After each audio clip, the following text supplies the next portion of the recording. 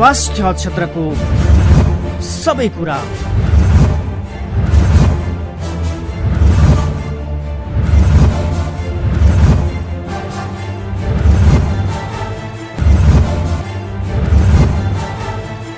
कार्यक्रम स्वास्थ्य दर्पण।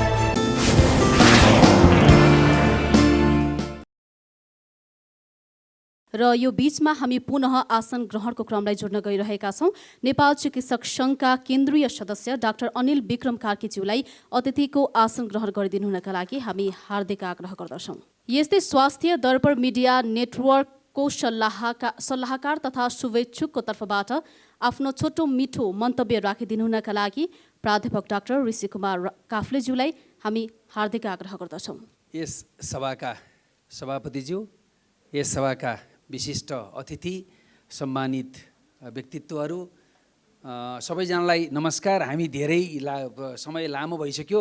बोल्नु पर्दाखेरि एउटै कुरा के देखिन्छ भने एकजना सन्दीप श्रेष्ठले यो स्वास्थ्य दर्पण भनेर 1 प्रदेशदेखि 7 प्रदेशसम्म डाक्टरहरूलाई उजागर गरेर उनीहरूले गरेका कामहरू खोतल्ने काम कसरी गर्न सक्छ? यदि यो कुरा अझ सङ्गठित रूपमा, अझ व्यवस्थित रूपमा हुन सकेदेखि कति राम्रो हुन्थ्यो। म केमा जोड्न चाहन्छु भने उपचार गर्ने कुरा चाहिँ हेर्न सकिँदो रहेछ। उदाहरणको लागि हेर्नुहोस्, विश्व मृगोला दिवस हालसालै टुङ्गिएको छ। विश्व मृगोला दिवस 2006बाट सुरु भयो। त्यसपछि तत्कालीन हिसाबमा स्वास्थ्य कर्मी र चिकित्सकको बिचमा एउटा साझेदारी भयो।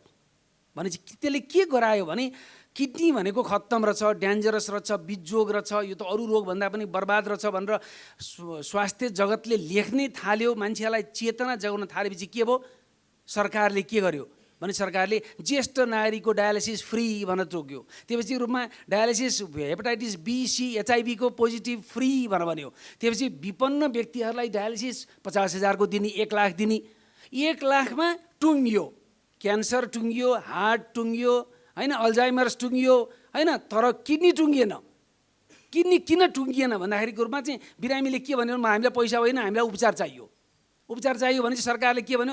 1 वर्ष डायलिसिस दिए भने तर सरकारले बुझेन कि मैले 1 वर्ष डायलिसिस दिएपछि के जन्माएँ? 1 वर्षमा यिनीहरूले सबै प्रत्यारोपण गर्लान्, अनि त्यहाँबाट त यी प्रत्यारोपण गरिसकेपछि प्रेरणा 1 वर्षपछि म डायलिसिस रोकिदिन्छु भनेर रोक्न खोज्दा के देखियो?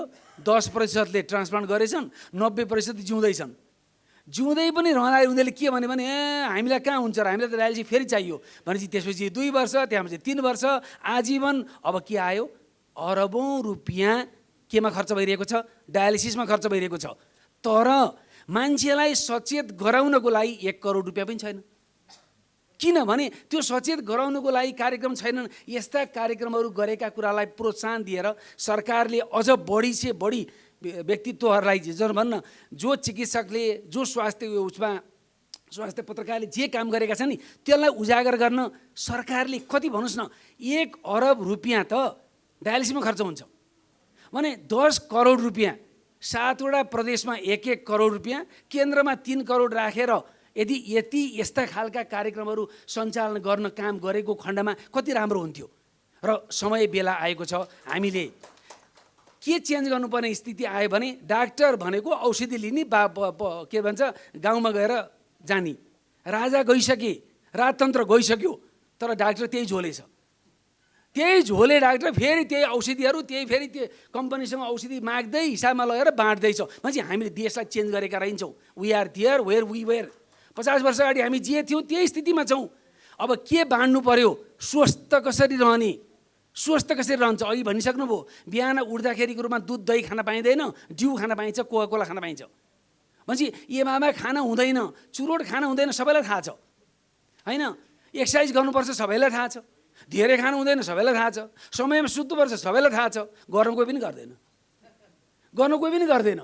भनेपछि कुरा के आयो भने हामीले हाम्रो ध्यान चेन्ज गर्नु पर्यो। रोगको बारेमा भन्न त डाक्टरहरू छन्, यो साधारण कुरा बताउनको लागि पत्रकारहरूले ध्यान दिनु पर्यो। ताकि हामीले अब के गर्नु पर्यो? रोकथाममा जोड गर्नु पर्यो। र रोकथाममा जोड गर्ने, रोकथाममा काम गर्ने, रोकथामको लागि गर्नको लागि चाहिँ स्वास्थ्य दर्पणको चाहिँ ध्यान जाओस्। हेल्थ अवार्ड हुँदाखेरिको रूपमा उपचारमा भन्दा पनि प्रिभेन्सनमा काम गरेको, किन सबैलाई थाहा छ prevention is better than cure. तर हामी वाट वी आर डुइङ, हामी किडनीको क्षेत्रमा, मलाई थाहा छैन अरूको क्षेत्रमा म बुझ्दिनँ, तर किडनीको क्षेत्रमा हामी के गरिरहेका छौँ, treatment is better than prevention. अहिले हामी बिरामीले आएर भन्यो भने के भन्छ भने तपाईँ किडनी बिगार्नुहोस्, डायलिसिस गर्न फ्री, तपाईँको बिरामी ल्याउनुहोस् ट्रान्सप्लान्ट गर्न फ्री। तर म तपाईँको किडनी स्वस्थ राखेर के गर्न सकिन्छ, अरू के पनि गर्न सकिँदैन, आफै गर्नुहोस्, त्यो हाम्रो जिम्मेवारी होइन।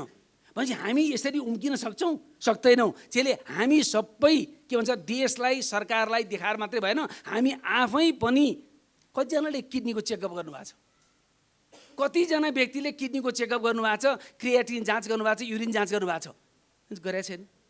किन गरेको छैन भने म त स्वस्थ छु भन्ठाने।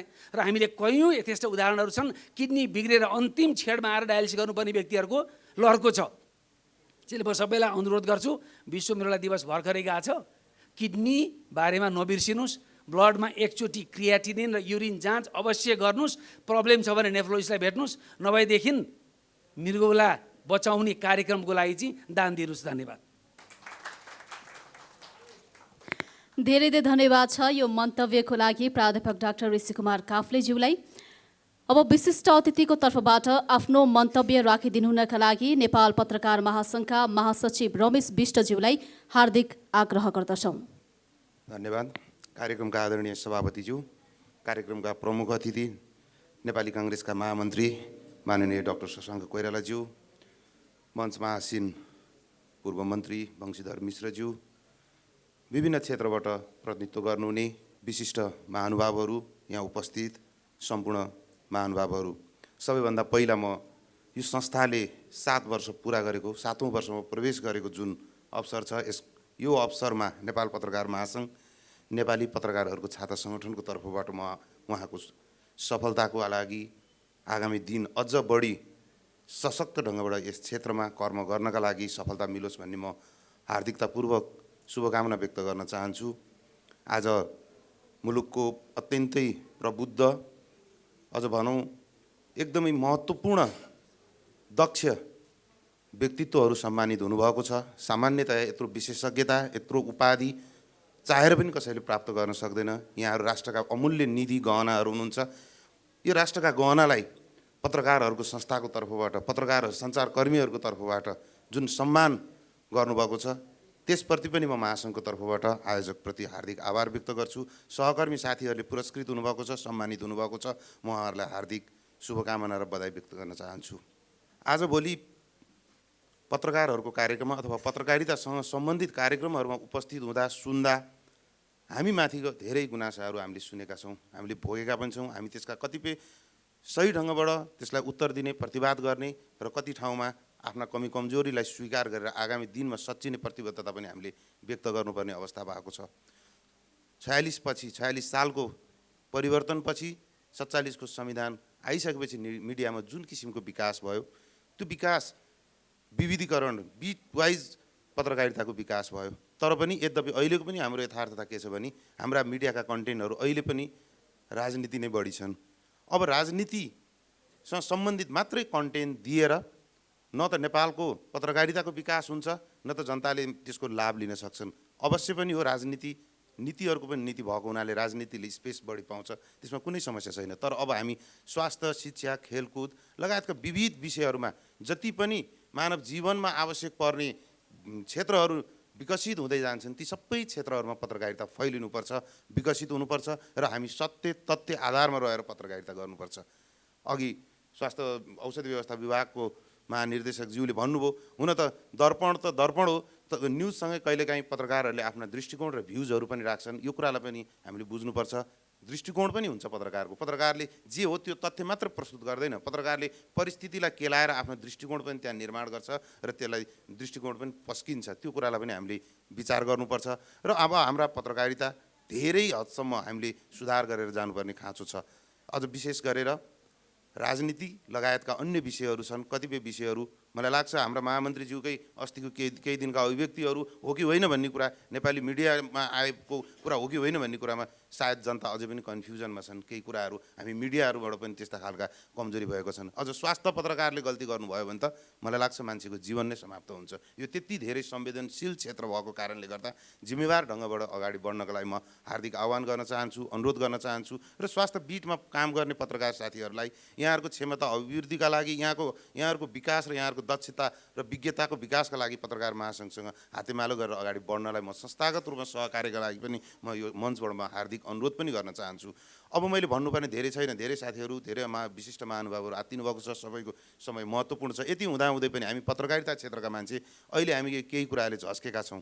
मुलुक 3 तहको सरकारमा विस्तारित भएको छ, सङ्घीयतामा प्रवेश गरेर सङ्घीयता अभ्यासमा आएको छ, संविधान कार्यान्वयन भएको छ। तर 3 तहका सरकारहरूले कानुन निर्माण गरिरहेका छन्। ती 3 तहका सरकारहरूले कानुन निर्माण गरिरहँदा कुनै पनि कोणबाट उहाँहरूको मनोविज्ञान प्रेसलाई नियन्त्रण गर्ने छ। अहिले बनेका कुनै पनि कानुन कहीँ न कहीँ कुनै न कुनै छिद्र बनाएर प्रेसलाई नियन्त्रण गर्ने र निर्देशित मिडिया लाद्ने किसिमबाट अगाडि बढिरहेको अवस्थामा अब हामी सशक्त ढङ्गबाट हामी निर्देशित मिडियाको पक्षमा छैनौँ, हामी नियन्त्रित मिडियाको पक्षमा पनि छैनौँ। हामी जिम्मेवार पत्रकारिताका पक्षमा छौँ तर स्वतन्त्र पत्रकारको पक्षमा छौँ हामी। र हामीबाट भएको कमजोरी हामी आफैलाई नियमन गर्छौँ, हामी स्वनियममा विश्वास गर्छौँ। पत्रकारहरू आफैमा विज्ञ हुन्छन्, बुझेका हुन्छन्, उनीहरूलाई कुनै पनि किसिमले नियन्त्रण गर्ने भन्दा हामी स्वनियमबाट जिम्मेवार भएर अगाडि बढ्न चाहन्छौँ भनेर पनि म यो मञ्चबाट भन्न चाहन्छु। र 3 तहको स्थानीय तह, प्रदेश र सङ्घीय संसदबाट बन्ने कानुनहरू, जुन किसिमका नियन्त्रणमुखी कानुनहरू छन्, ती कानुनका विरुद्ध पत्रकार महासङ्घ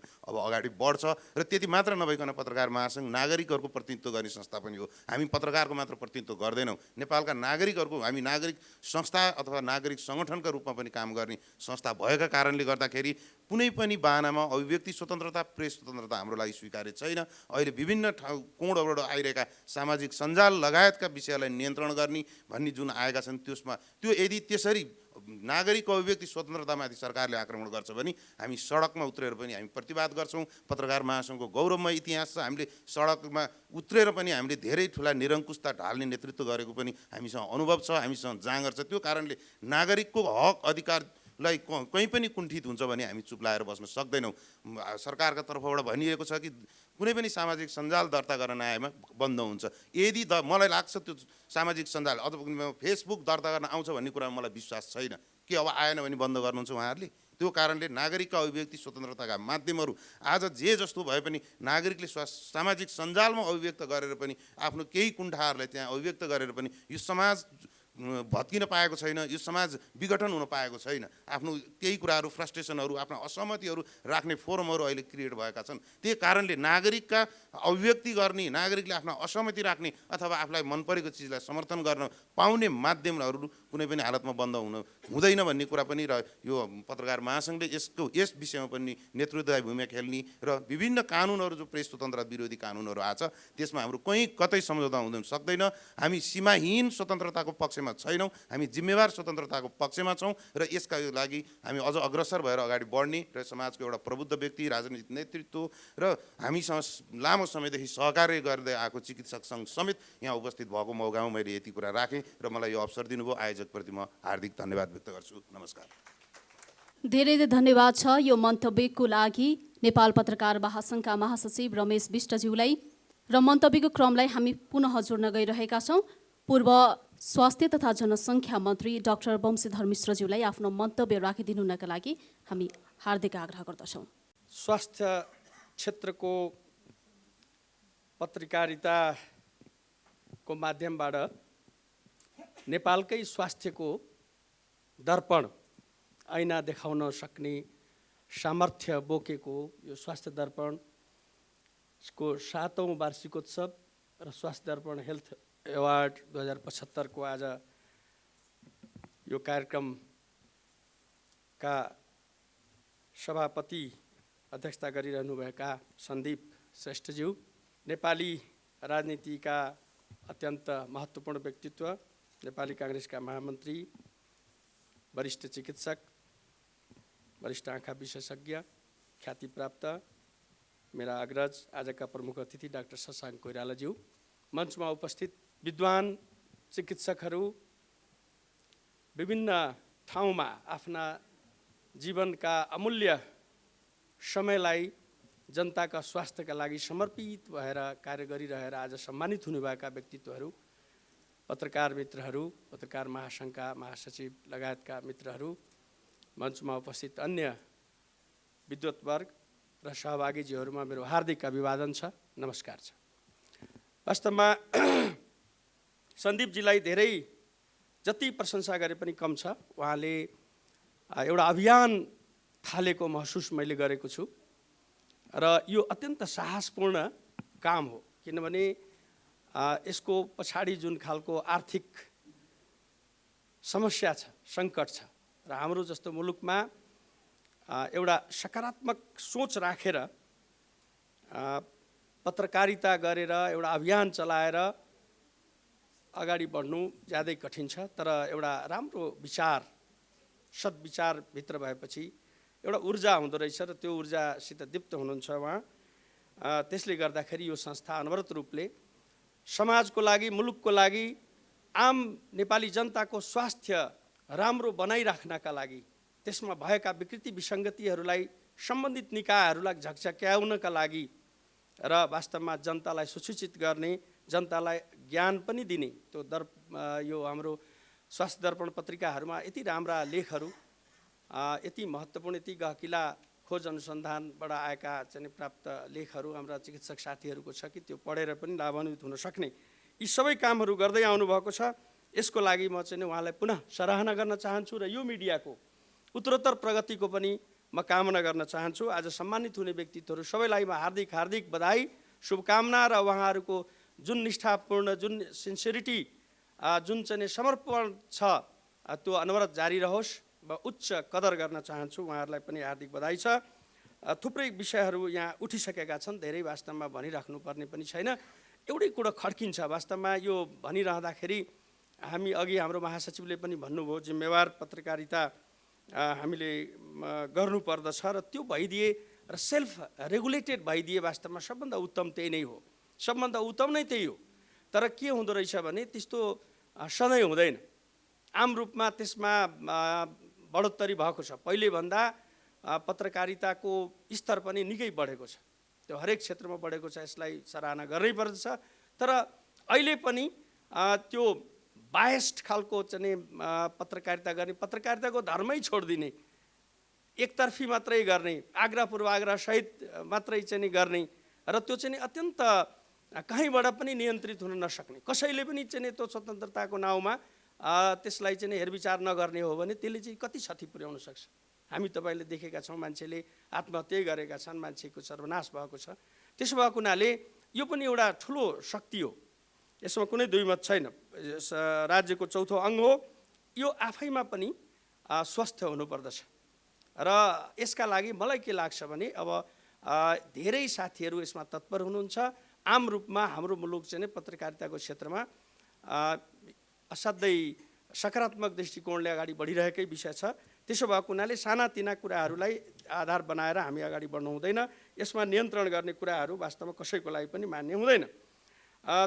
त्यसो भएको हुनाले पत्रकारिता र त्यसमा पनि स्वास्थ्य क्षेत्रको पत्रकारिता, अघि अतुल भाइले भनिसक्नुभयो कि यो चाहिँ नि ज्यादै नै अपहेलित थियो। पहिले कुनै बेला मान्छेले किन पुछ्थ्यो र यो स्वास्थ्य क्षेत्रमा पनि पत्रकारिता गर्ने हो भन्ने हुन्थ्यो भनेदेखि यसको कति धेरै महत्त्व रहेछ भन्ने कुरोहरू अब अहिले हाम्रो सतहमा आइसकेको छ, हामीले बुझिराखेका छौँ र यसले जुन किसिमको जानकारीहरू प्रदान गर्छ, जुन किसिमले यसले त्यो बदलावको लागि, सकारात्मक बदलावको लागि, परिवर्तनको लागि भूमिका खेल्न सक्छ, त्यसको त साक्षी मै छु।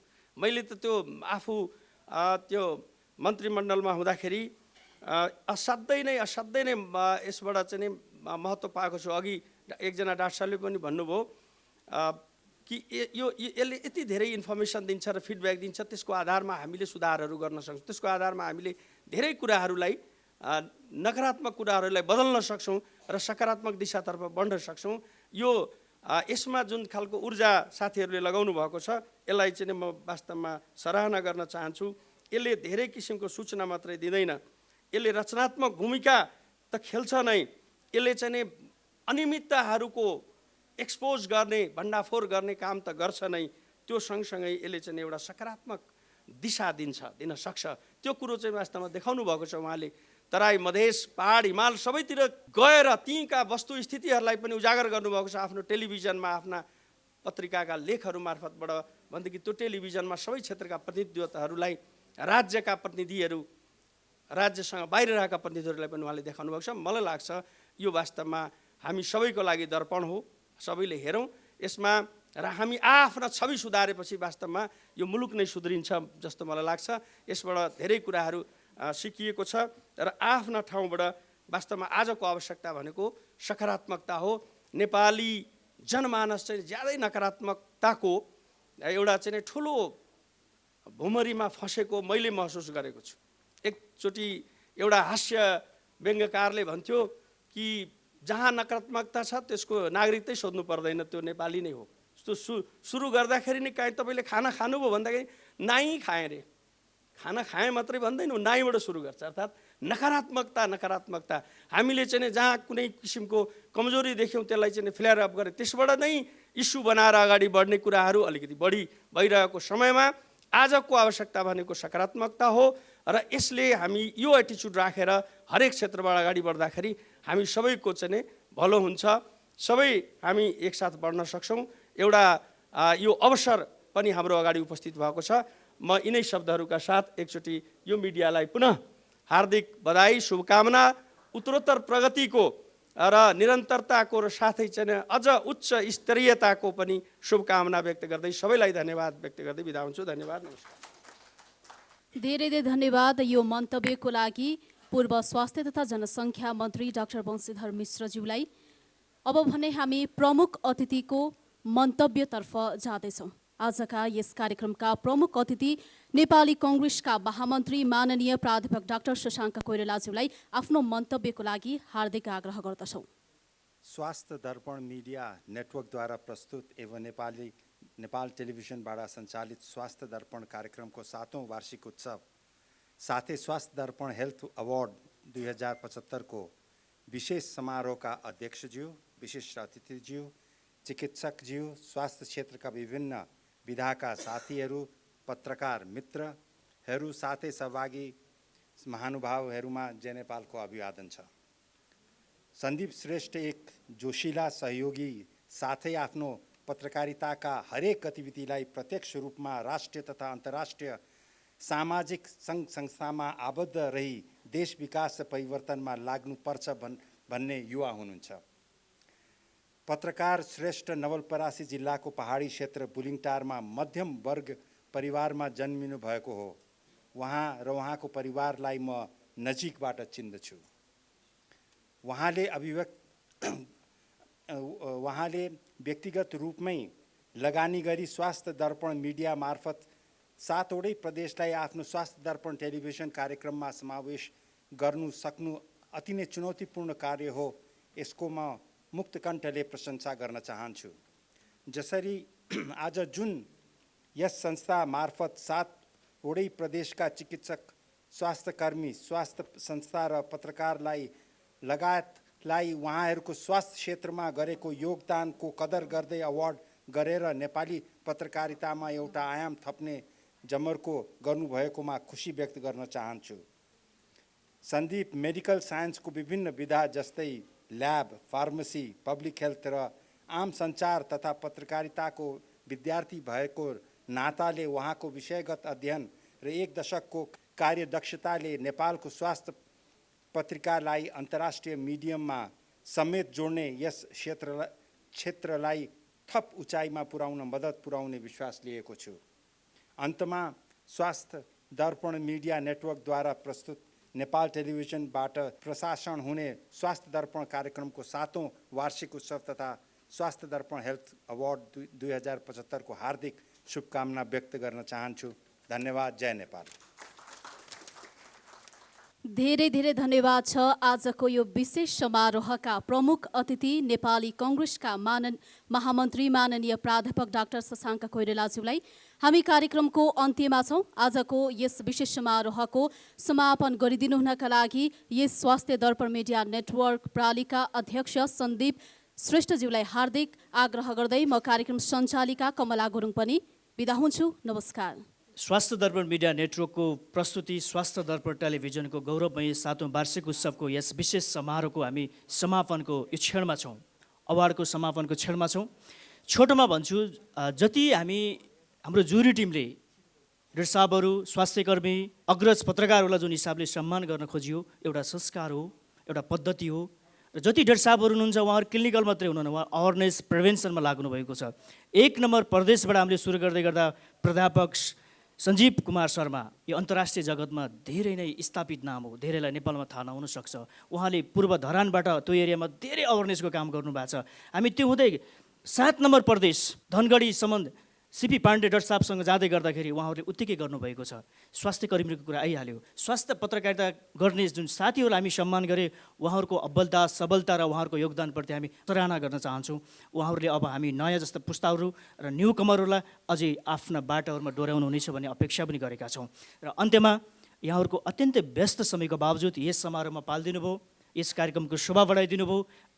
अझ भन्दा हाम्रा यी पाइलाहरूलाई अगाडि बढाउनको लागि एउटा मार्गदर्शन गरिदिनु भयो। हामी यहाँहरूप्रति धेरै आभारी छौँ। विशेषतया प्रमुख अतिथि नेपाली काङ्ग्रेसका महामन्त्री आदरणीय व्यक्तित्व माननीय प्राध्यापक डाक्टर शशाङ्क कोइरालाज्यू, पूर्व स्वास्थ्य मन्त्री डाक्टर वंशीधर मिश्रज्यू लगायत तपाईँ सबैजनालाई स्वास्थ्य दर्पण मिडिया नेटवर्कको अध्यक्ष तथा परिवारको हिसाबले यहाँहरूलाई धेरै धेरै आभार व्यक्त गर्न चाहन्छु। धन्यवाद। जय पत्रकारिता।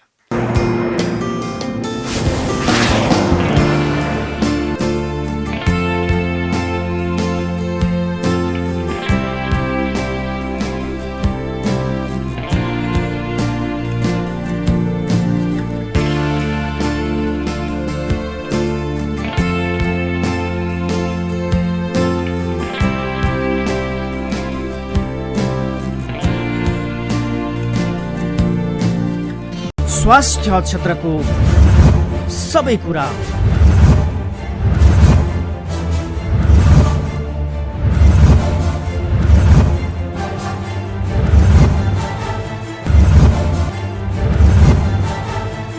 कार्यक्रम स्वास्थ्य दर्पण।